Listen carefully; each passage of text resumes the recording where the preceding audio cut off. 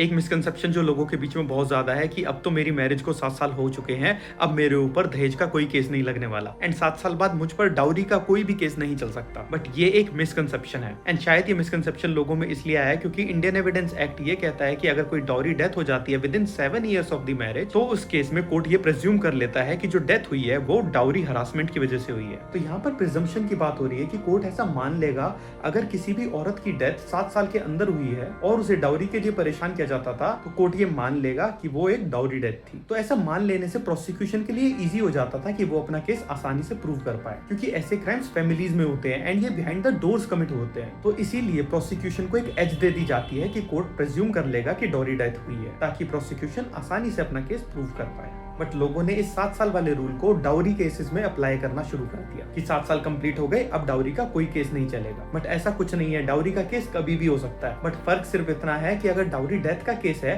तो court presumption raise नहीं करेगा। इसका मतलब है प्रोसिक्यूशन को अपना केस प्रूव करना होगा विदाउट एनी प्रिजम्पशन।